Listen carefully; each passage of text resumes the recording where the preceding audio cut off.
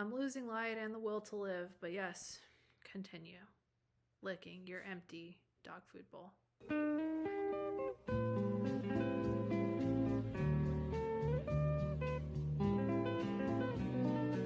I took a gander at the booktuber newbie tags. There are a couple floating around out there and wasn't entirely satisfied. So I posited to my audience and friends on TikTok, Threads, and Instagram what questions they thought I should answer in an intro, get to know the reader booktuber video. I'm going to attempt to do those questions justice.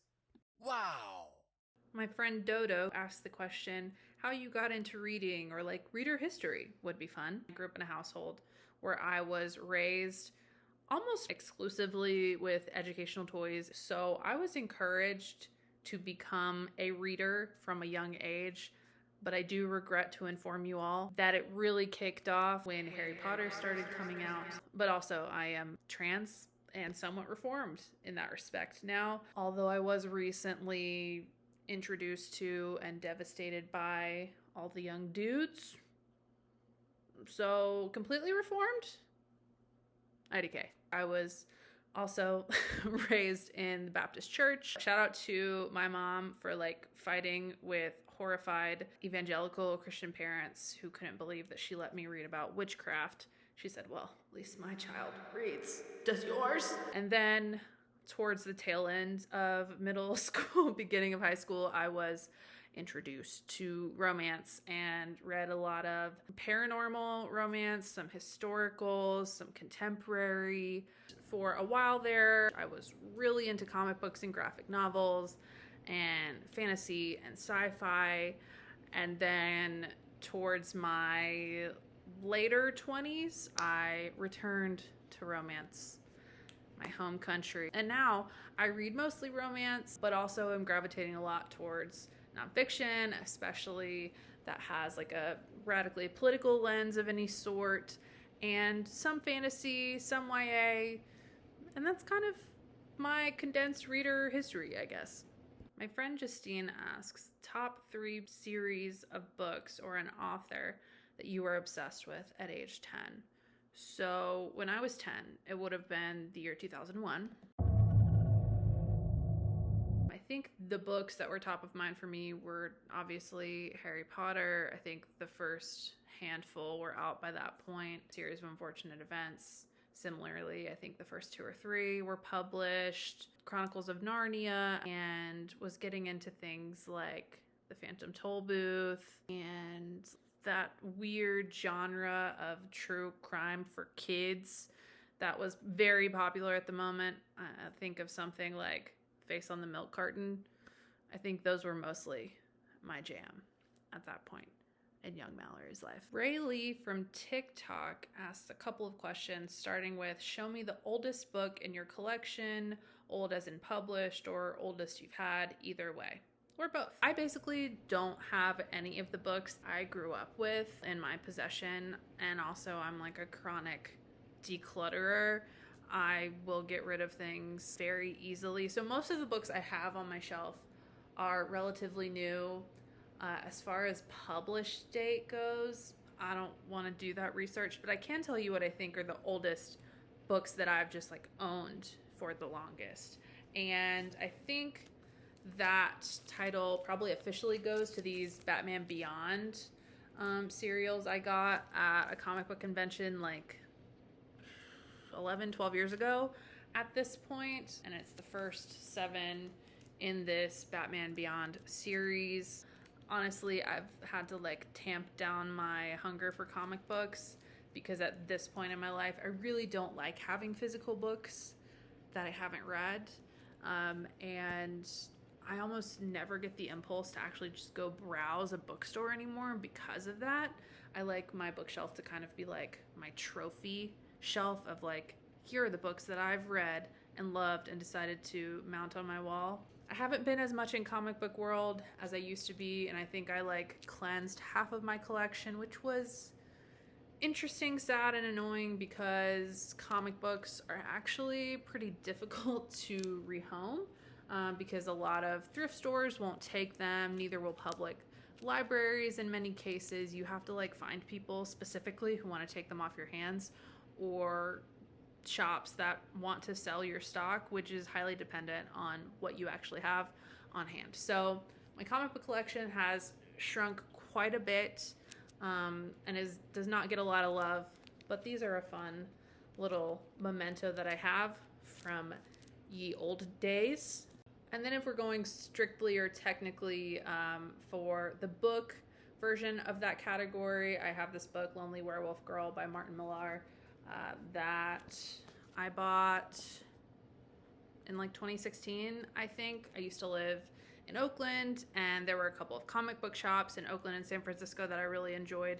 And there was also this sci-fi and fantasy kind of exclusive store in San Francisco called Borderlands that I really liked, and this was on their employee recommendation shelf when I was in there browsing one day, and I really liked it. It is blurbed by Neil Gaiman, and it is about a teenage or like 20-something angsty, sad, lonely werewolf girl. So I can't vouch currently for whatever misogynistic content it might contain, but I really enjoyed it at the time. It was like a cast of really like vibrant, searing characters with this kind of sad sack sensibility that I deeply enjoyed. Maybe I will read this soon and see if it holds up.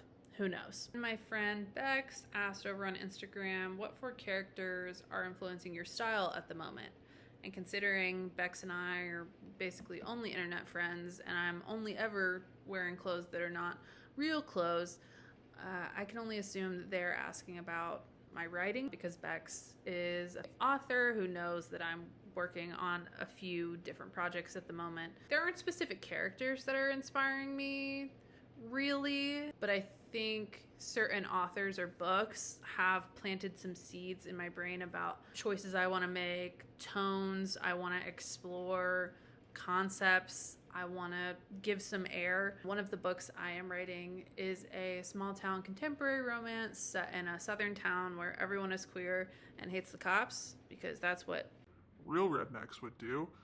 And I think I wrote that one because I did grow up in a small town in the South, and two, I read small town contemporary romances for a stretch there that I enjoyed, but inspired me to kind of fill in some of the gaps somewhere. The first ones that maybe planted this idea in my head were a couple of books by Abby Jimenez, which I mostly enjoyed, but I have a very unpopular opinion in that I think Abby Jimenez always loses me in the third act of her books. You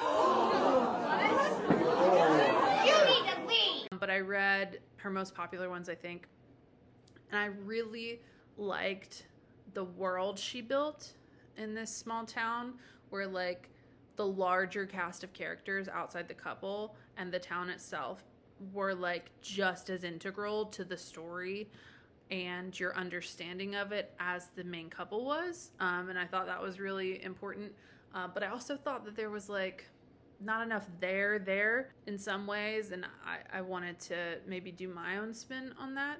Some other small town books that have kind of influenced me as well are Role Playing by Kathy Yardley, criminally underrated book in my opinion. There's a lot of like millennial, I guess Gen X humor in here that some younger readers might find cringy.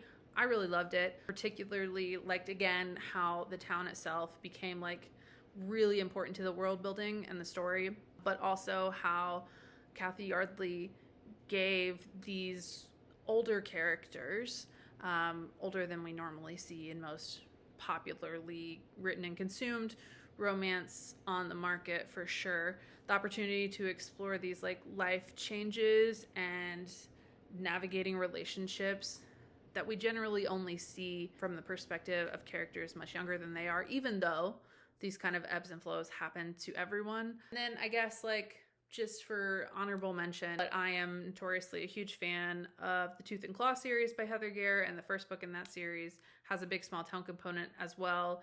And I think Heather does a great job at weaving in like real life commentary into these fantastical fictional stories which is what I love and want to do. I'm writing a couple of novellas as well that lean a little bit darker, more challenging. I think probably my biggest inspiration for those is a lot of the indie trans authors I'm getting to know and whose work I'm reading. Particularly my friend Magnus Thorne writes some like really punchy trans erotica and romance, and I love it. And it's just turning on a lot of ideal light bulbs in my own head. So I think they're not characters, but those are probably some of the biggest things influencing some of the decisions I'm making right now. Although one of the couples in one of my books might have some heavy JVIC influence and inspiration. We shall see. Rennie asks, what's the book talk discourse flavor that irritates you the most? You must pick one. Wow. The important questions that apparently need answering, because it's looking like TikTok is actually going to be banned in these here United States. Bookstagrammers, cool your heels. I do not enjoy y'all's thirst to dunk on book talk at every given opportunity, especially given what I've seen. The taste and discourse isn't that much different over here. But if I had to pick one thing that really chaps my ass of late, it has to be this like flavor of person who likes to clutch their pearls in a very unnecessarily alarmist and unqualified way to discuss the downfall of media literacy and critical thinking, or literacy in general. One, there is so much potential for classist and ableist takes here, because to be clear, there are so many different types of literacy that if you are someone who feels you can confidently and easily discuss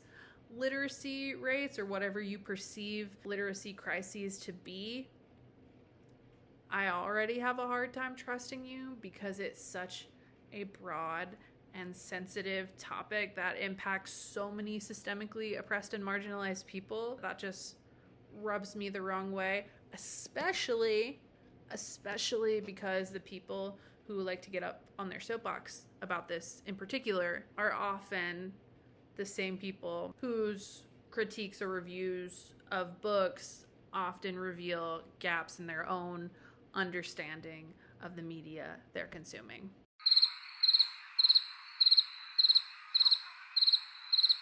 Jazz on TikTok asks, what makes a book appeal to you?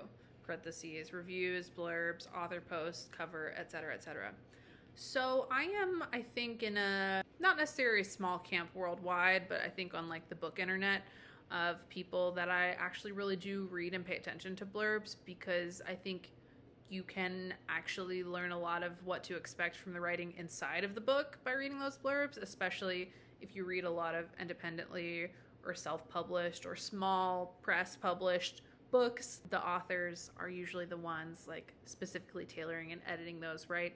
So you can get a sense of what their writing style is going to be like, and if that writing style is going to work for you or not. Covers can lure me in, but again, if like the actual premise of the book doesn't sound interesting to me, a cover usually is not going to be enough to like actually make me read or finish something. Another minority opinion I think I have, particularly on this platform, I haven't dived into the algorithm enough to find real people cover appreciators. It's not that there is never a good cartoon or animated cover, but so many of them are so sanitized. There's no chemistry, there's no sexual tension on a romance book cover. That's my opinion! I hate it. So romance authors, and I know a lot of them aren't in control of what their covers look like if they are publishing traditionally, or indie authors who don't have a lot of money to like design covers a particular way. I know that there's not always the ability to make it what they would most want it to be, but like beautiful real person covers. And then I think a really good place where I get consistent recommendations, or at least like paths to go down, is looking at the books that other authors I enjoy are posting about. And I think it is definitely true that, like, you know, certain authors become friends with other authors and are always going to promote their work regardless. So there takes some filtering there as well. But I think, like, taking recommendations from someone whose work I tend to very frequently enjoy is a good way of doing things. And as far as like reviews go, I will, like, out of curiosity, scroll through reviews sometimes, but I find that a lot of the books that I most enjoy get like 3 point something ratings on Goodreads, because I don't think I'm really looking for what the majority of, like, I don't know, the market share is looking for in their romance novels, particularly these days. I like characters who are messy, complicated, who behave badly, who don't know how to always express their feelings perfectly. And I think a lot of people dominating the market and providing a lot of reviews right now want something a lot more sanitized and like pre-chewed. So star ratings, things like that, don't usually skew me one way or the other unless they're like way too good. Like something is like close to 5 stars. I'm like, okay, enough people haven't read this yet. That makes me a little sus. Or if it's like around like 2 stars, which I think a lot of times is because a book has been review bombed. I think most books on Goodreads are probably rated like 3 something, if I had to guess. So I don't put a lot of stock in reviews unless they're coming from people who I know, I'm friends with, or have taste that like closely aligns with. Again, not a lot of people there in that category. Bailey says, I always want to know not necessarily someone's favorite books, but books that are representative of their reading taste. I'm not sure if I've given this the most clear phrasing, but I think it's okay. So my reading taste has evolved a lot, I think, over the past couple years, and I'm very proud of that fact. Like, if I had been making this YouTube channel in 2021, let's say, I would have been talking about, you know, all the things that the most popular and mainstream creators are talking about. And I don't think there's necessarily anything inherently wrong with that, but I just feel like I've kind of like really not niched down, because I think I've also broadened my horizons a bit. But I think what I'm looking for in books now is very different. The style of writing I enjoy now is very different. And I guess some authors that I could say kind of represent that. I really was inspired by Modern Divination, Isabel Akajanian. I think their writing has a lot of that like lyricality that I enjoy, a lot of that like pining, pathetic, angsty worshipping of these other like very complex, problematic characters. I really enjoyed that. Rianne Gray is such an interesting storyteller for me right now. I've only read a few of their books, but I thought they were very compelling and kind of like sit in the middle of a lot of things that I enjoy right now. Magnus Thorne, again, my friend, writing some really interesting and like unafraid things that I think are important for trans people to see and experience. Almost anything by Talia Hibbert. Heather Gare, of course. I don't enjoy her entire catalog, but a lot of it I do and think she does like exceptionally well. Angeline Boulley is like one of the best writers working right now. I loved Firekeeper's Daughter and Warrior Girl Unearthed almost equally. As far as like nonfiction or memoir goes, I really love They Can't Kill Us Until They Kill Us, Hijab Butch Blues, The Feminist and the Sex Offender. I just enjoy like some subversivity. People who aren't like obsessed with writing to market. That's what I'm aspiring to do. And I hope that's also being reflected in my reading taste as well. A few more questions from Rayleigh on TikTok. What is a childhood favorite that you still read to this day? I think probably the only one that I haven't picked up the books in a while, but I do watch the movies on occasion. Probably The Hunger Games. Those only continue to hold up even more. And with Sunrise on the Reaping coming out later this year, I might reread the first 3 books. We shall see. How do you organize your books? So I have my books organized into kind of loose genres, and then by author, and then by publication date. I have like a section for comics. I have a section for mostly like YA, but some adult books like fantasy and things like that that aren't specifically romance. Then I have like a reference section that features most of my nonfiction and memoir books. And then I have an adult romance section. And all of these, like I said, are separated by author, last name, and then usually grouped by series and then sorted by publication order within the series, if that makes sense. What is your favorite movie based on a book? The Notebook is a movie adaptation that's better than the book. The book is terrible. And then I haven't read Percy Jackson. That was a little after my time, but I did really love the first season of that series, and I'm excited to watch the next one when it comes out. Queer Mashir on Threads asks, tropes or themes you tend to look for the most in a small snippet. Why? I don't really look for specific tropes, but I think if there were ones that I like felt were necessary to really make a book compelling to me, miscommunication is huge. I don't believe it's a trope. I think that's just like a natural reflection of humans in relationship with each other, and if it doesn't happen, it just doesn't really feel believable to me. I mean, I can enjoy a low angst book every once in a while, but even those, if everyone is acting like they've been perfectly therapized and like can read each other's mind or instantly believe or take the other person at their word, like, I don't know. It just doesn't feel convincing or interesting to me. Also, pet tax if possible. I've been on the internet a long time, and I learned long ago that people always care about your pet more than they care about you. This is Collie. Collie, look at the kind people. Yes, my baby. I think that's all I have for you people today. Bye now.